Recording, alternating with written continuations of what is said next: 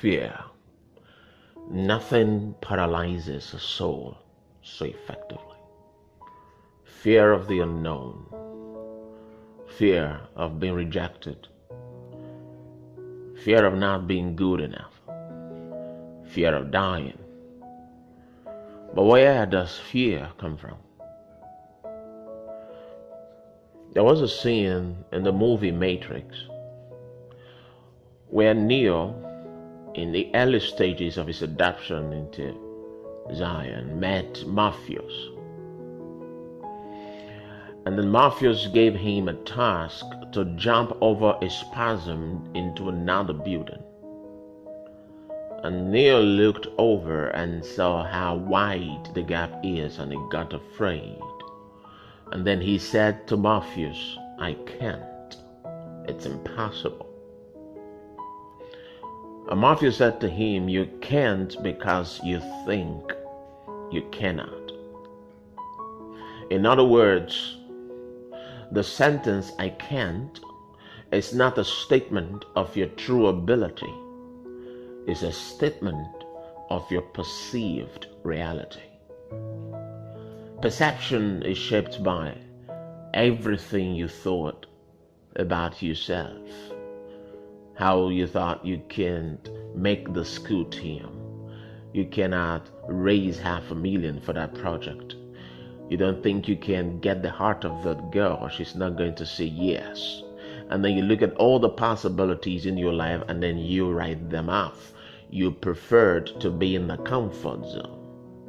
The problem with the comfort zone is that it gives you false peace, false security, because nothing grows in the comfort zone.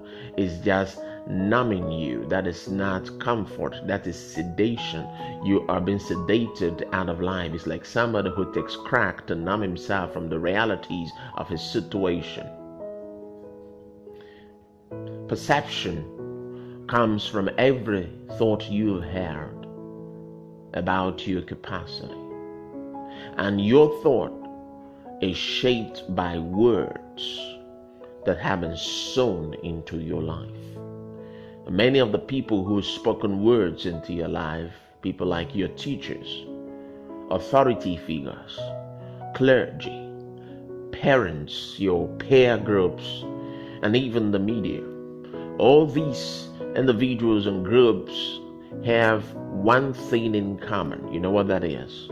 They do not have the slightest inkling who you are.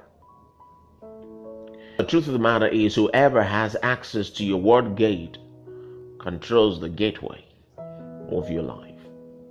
There's something in psychology they call the Pygmalion effect. People become increasingly what you tell them that they are.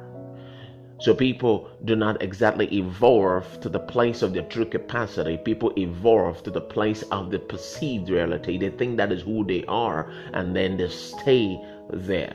Many times we are not living at the best possible life, at our best possible potential. No, we are living at the lowest acceptable standard that we can live with. And that is where the challenge is. So when you have these words spoken into you over time, you realize that you end up becoming what they say you are. So what's the cure for fear? The cure for fear is the power of a renewed mind. So right now I'm making this recording on the construction side, and I'm looking at what's going on here.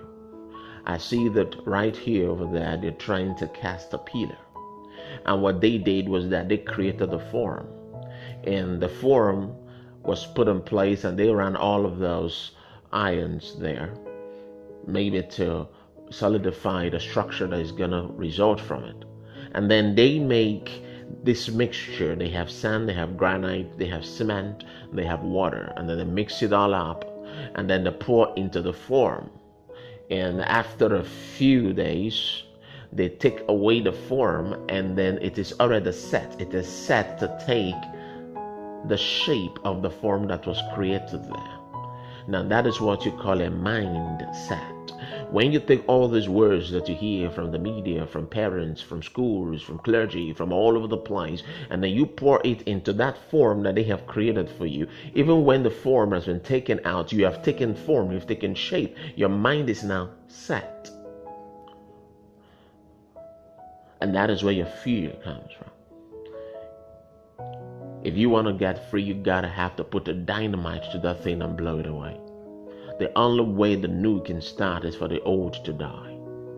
So you have to come to the place where you're willing to kill the old mindset, to kill the old perceptions of who you thought you were.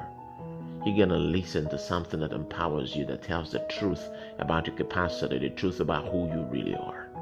There is no new life, there is no true life until there is a death to the old one. That is why you must begin today to evolve. I am Abbaly.